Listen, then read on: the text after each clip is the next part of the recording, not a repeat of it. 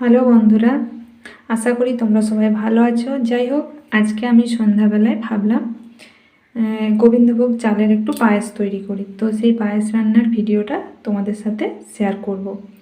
তো আমি পায়েসটা তৈরি করতে থাকি আর তোমরা আমার সাথে থেকো। তো দেখো, প্রথমেই যেটা আমি নিয়ে নিয়েছি, একটা ডেকচি নিয়েছি ছোট্ট, এটাতেই করে আমি পায়েসটা রান্না করব। তারপরে দেখো যেটা আছে, এটা গোবিন্দভোগ চাল আমি ধুয়ে ভালো করে রেডি করে রেখেছি, এখানে আমি রাখলাম। তারপরে উপকরণগুলো দেখিয়ে দিই। দেখো, এটাতে অনেকটা দুধ আছে, আর এটাতে আর কি যেটা গাইয়ের দুধ, সেই দুধটা আছে।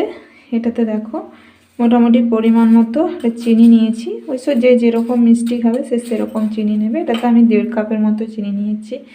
এটাতে গায়া ঘি আছে, আর এটাতে তোমরা দেখতে পাচ্ছ কাজু আছে, একটু কর্পূর আছে, 2টো এলাচ আছে, আর এটাতে আছে গুঁড়ো দুধ। কারণ গুঁড়ো দুধ না দিলে মানে পায়েসের টেস্ট ভালো হয় না।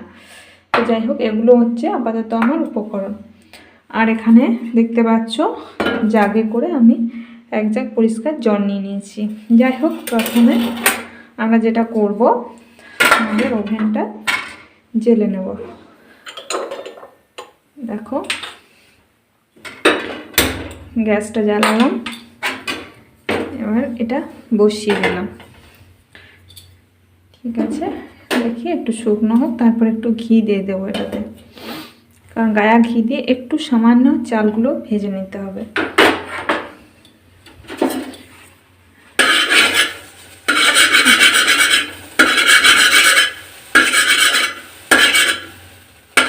যাই হোক, দেখো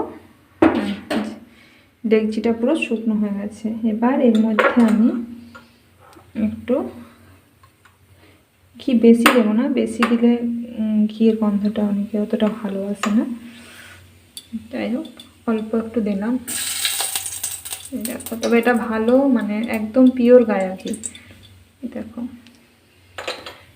গায়াটিটাকে একটু গলতে সময় দিলাম, তারপরে গ্যাসের ইয়েটা একটু দেখো সিমে করে নিলাম আস্তে আস্তে। এবার নাহলে ঘিটা পুড়ে যাবে।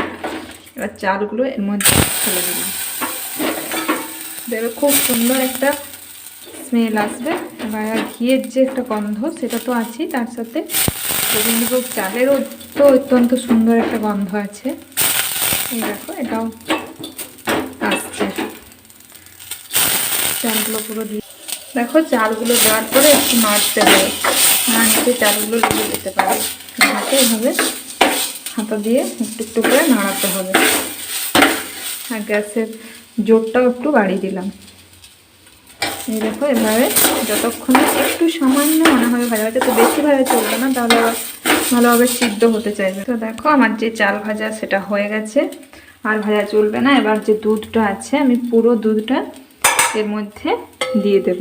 তাই একেবারে দুধটা এর মধ্যে ঢেলে দিচ্ছি।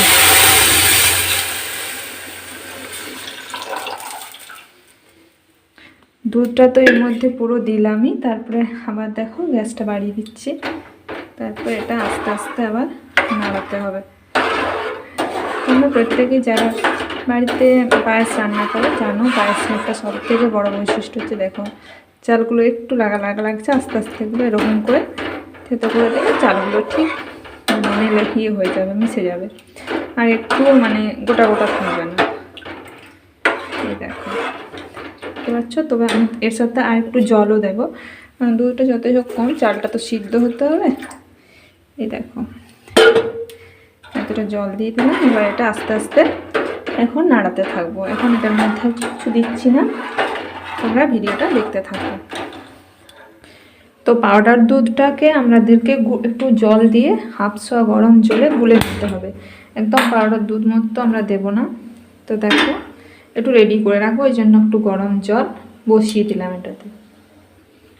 এই দেখো, জলটা 1/2 গরম হয়ে গেছে, আমি গ্যাসটা বন্ধ করে দিচ্ছি। তারপর বাটির মধ্যে ওই গরম জলটা দিয়ে দিলাম। দেখো, একটা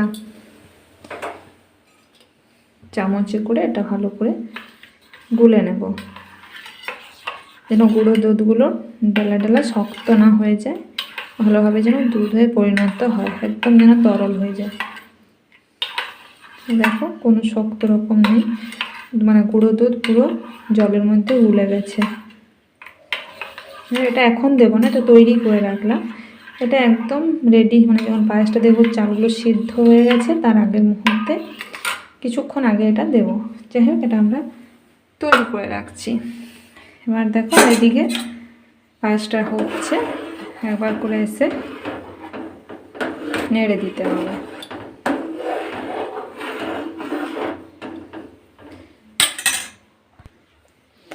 দেখো পায়েসটা আবার কিছুক্ষণ পরে এসে আবার একটু নাড়লাম, দেখলাম যে না সেদ্ধ হয়নি, সেদ্ধ হবো হয়েছে কিন্তু এখনও ঠিক সেদ্ধ হয়নি।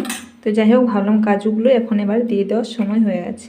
তো কাজুগুলো এরকম গোটা না দিয়ে তোমরা একটু ভেঙে ভেঙে এভাবে দেবে, তাহলে কি হয় বলো তো, পুরো মানে কাজুটা ভালোভাবে মিশছে।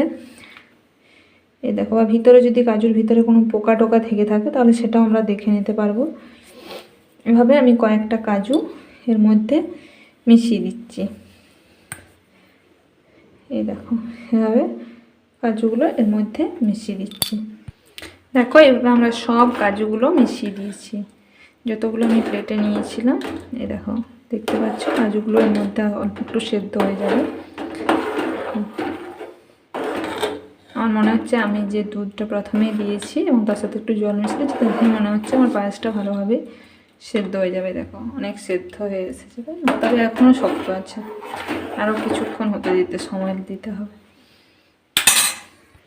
আচ্ছা, মিনিট 15 পরে দেখো পায়েসের চাল পুরো প্রায় সেদ্ধ হওয়ার মুখে, একদম প্রায় সেদ্ধ হয়েই গেছে।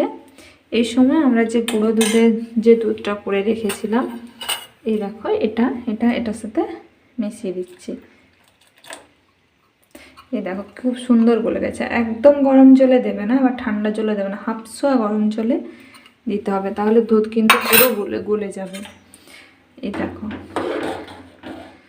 ভালো করে নাড়াচাড়া করে দিচ্ছি। পায়েসে আমাদের একটা সংস্কার বশতই বলে একটু লবণ দিতে হয় বলে, আর তাছাড়া একটু লবণ দিলে একটু ভালো লাগে, সামান্য, তো খুব অল্প, একদম সামান্য। এই দেখো এইটুকু জাস্ট একটু দিয়ে দিলাম। তবে আর একটু সামান্য যে দুধ ভাবটা আছে সেটা একটু মানে মরে যাক, তারপরে এই দেখো দুধ ভাবটা বেশ আছে। এটা একটু যখন মানে ঘনর দিকে যাবে তখন আমরা চিনিটা মিশিয়ে দেবো, কারণ চিনি একদম শেষে দিতে হয়, তাছাড়া চাল কি হয়ে যায় বলো তো, আবার শক্ত হয়ে যায়। এই দেখো তারপরে একদম শেষে আমাদের যে কর্পূর আর এলাচ সেটা আমরা মিশিয়ে দেবো। এই দেখো আমার রেডি করা আছে, আর চিনিও রেডি করা আছে। আবার দেখো কিছুক্ষণ পরে আবার এসে দেখলাম যে পায়েস একদম সেদ্ধ হয়ে গেছে, ঠিক আছে।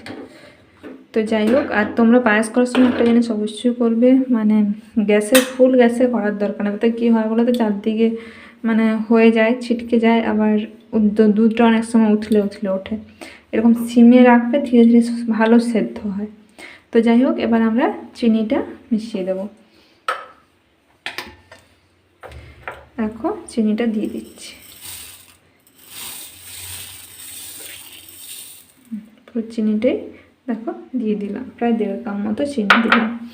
আর এটা চালটা আমার ছিল প্রায় 1 কাপ 1.5 কাপের মতোই, কারণ আমরা একটু হালকা মিষ্টি খাবো বলে বেশি চিনি দিলাম না, হয়তো 2 কাপ দেওয়া যেত, আমি 1.5 কাপের মতো দিলাম। দেখো চিনিটা আমরা একটু গলতে সময় দেব। মিনিট 5 পরে দেখো আবার ফিরে এলাম। এই দেখো পায়েস একদম রেডি হয়ে গেছে, দেখতে পাচ্ছ। এই দেখো চাল পুরো সেদ্ধ হয়ে গেছে, খুব সুন্দর সেদ্ধ হয়ে একদম দুধে আর চালে যে পায়েসের ঘনত্ব সেটা তৈরি হয়ে গেছে। এবার আমি গ্যাসটা বন্ধ করে দেবো, কারণ আর দুধটা মানে আর এটা ঘন করবো না, এরকমই রেখে দেবো, কারণ যেহেতু শীতকাল, পরে আবার একটু বসে যাবে আর কি, তাই একটু পাতলা রাখছি।